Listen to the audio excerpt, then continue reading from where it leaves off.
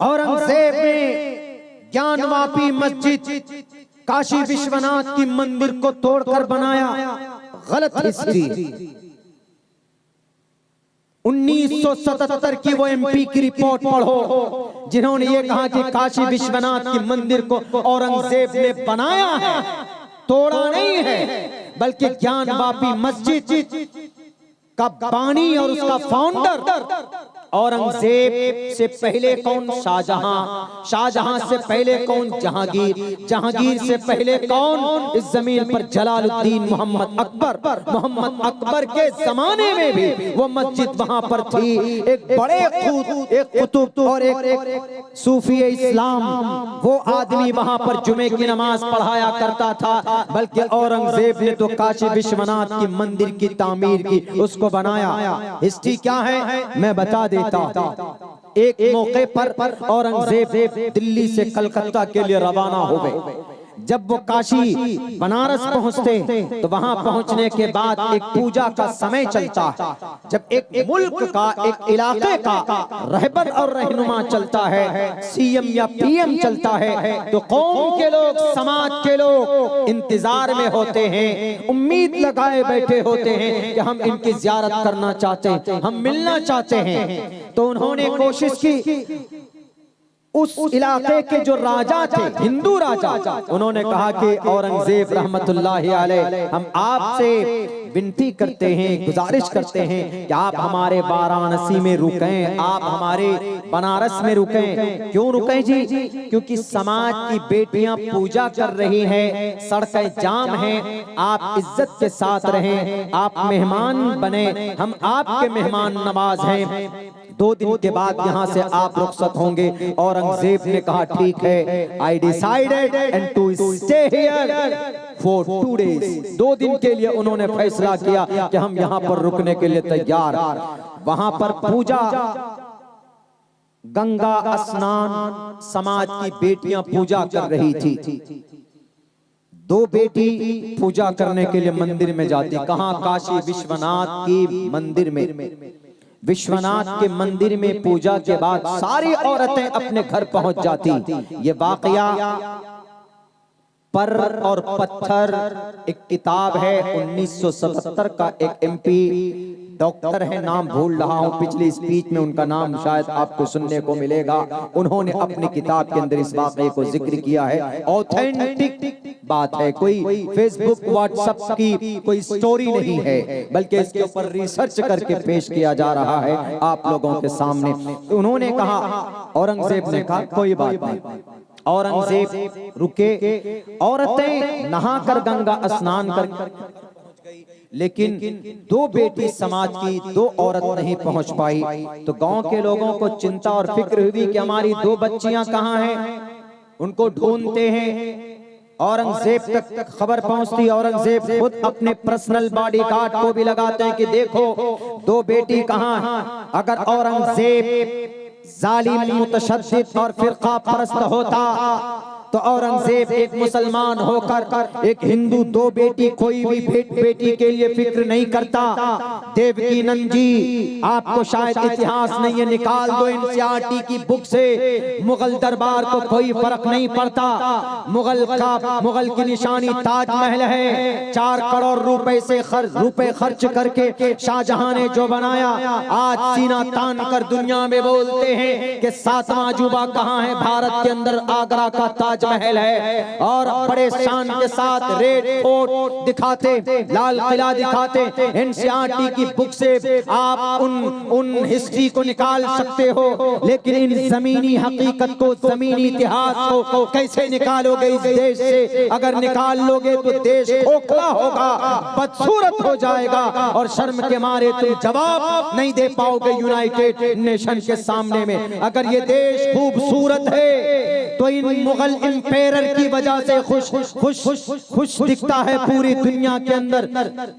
सीना तान कर कहते हैं कि हमारे भारत के अंदर कुतुब मीनार, हमारे भारत के अंदर आगरा का ताजमहल, हमारे भारत के अंदर लाल किला, हमारे भारत के अंदर हुमायूं का मकबरा, हमारे भारत के अंदर गोलकुंडा, हमारे भारत के अंदर चार मीनार, हमारे भारत के अंदर ऐतिहासिक चीजें हैं। एक दिन में 30 लाख रुपए का इनकम आगरा का ताजमहल दिया करता है। आज की तारीख में तुम्हारे ये कुर्सी इख्तिदार में बैठने वाले तो पैसे लूट कर भागते हैं, अपने दोस्तों के हलक में ठूस दिए हैं करोड़ों रुपए। इस देश को गरीब किया मुगल इंपेरर की कुर्बानी की वजह से आज कम से कम फाइनेंशियली सिचुएशन अच्छी हालत में मौजूद है। खुदा के वास्ते नफरत मत फैलाओ इस देश के अंदर। इतिहास नहीं बोलते हमारे लोग, तो इसका ये मतलब नहीं है कि इतिहास नहीं है। इतिहास बोलने पर आएंगे तो तुम जालिम और बेज़मीर इंसान नजर आओगे। इतिहास ये है इस देश को जो लोग चला रहे हैं, उन्होंने अंग्रेज के सामने में हाथ जोड़कर माफी मांगी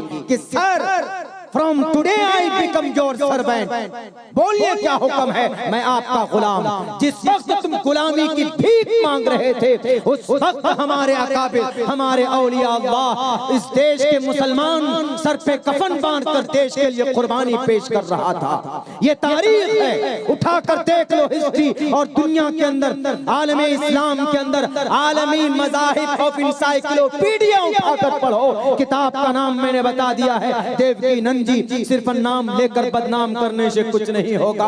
क्या आपके कुरान में ये लिखा है, आपके मस्जिद में ये होता है? आपके पूर्वज ने तो मस्जिद तोड़ करके मंदिर तोड़ करके मस्जिद को बनाया। यही औरंगजेब बेटी को ढूंढता है। 2 दिन के बाद बेटी रोते हुए कहाँ मिलती है? एक तहखाने में। वहां पर एक मंदिर है, वो शिव विश्वनाथ मंदिर के नीचे तहखाने में 2 बेटी नंगी हालत में मिलती। तफ्तीश की गई, पता चला कि जो वहां के पुजारी थे उन्होंने उन 2 बेटी के साथ रेप किया, उनका बलात्कार किया, जैसे आज भी करते हैं। आज भी बहुत सारे गुरु करते हैं, आज भी शोषण करते हैं। अल्हम्दुलिल्लाह वी आर प्राउड, अवर मुस्लिम उलमा प्राउड टू बी अ इमाम एंड उलमा। कोई भी इमाम, कोई भी आलिम दीन इस तरीके से बहका कर किसी समाज की बेटी का अपहरण या उनकी इज्जत का शोषण नहीं करता है। इस्लाम इसकी परमिशन, इसकी इजाजत नहीं देती। तो पता चलता है कि उन 2 गुरु ने उन बच्चों के साथ रेप किया है, बलात्कार किया। फिर क्या होता? सारे बादशाह गुस्से में आ जाते हैं, जो लोकल बादशाह होते हैं इलाके के, कहते हैं पकड़ कर लाओ पुजारी को, कत्ल करो, उनको फांसी दो और इस मंदिर को बुलडोजर से तोड़ दो। ठीक है जी, तोड़ दो, ये फैसला होता। तो पता है औरंगजेब हस्तक्षेप करते हैं, बीच में आते हैं, नहीं तुम सजा दो उन रेपिस्ट को, उन मुजरिमों को जिनको बेटी के बारे में जर्रा बराबर ज्ञान नहीं, वरना बेटी का क्या सम्मान होता है? देवकीनंद जी,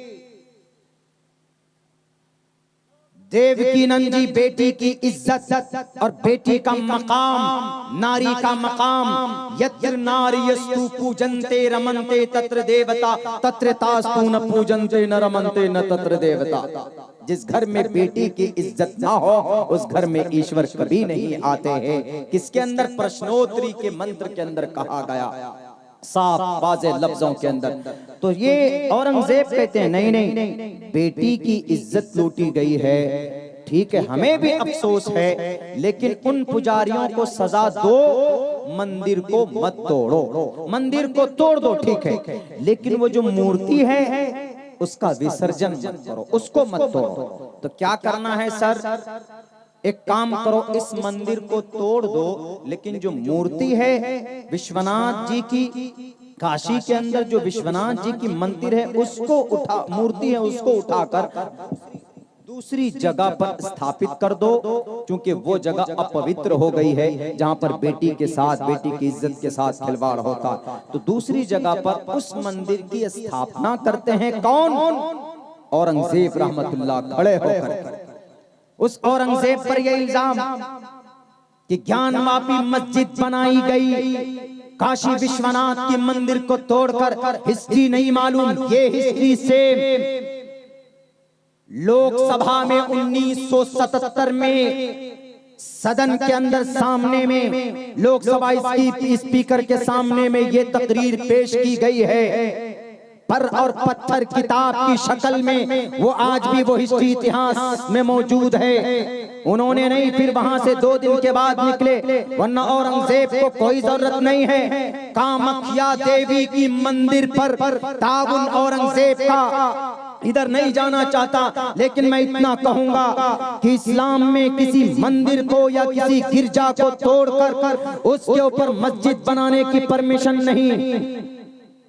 हम अगर किसी बादशाह ने, हो सकता है, मुमकिन है, इंपेरर हुआ करते बादशाह, और बादशाह हमारे रोल मॉडल नहीं है। हमारे रोल मॉडल हमारे अल्लाह के नबी के बाद हमारे सहाबा और मोहम्मद रसूलुल्लाह सल्लल्लाहु अलैहि वसल्लम के बाद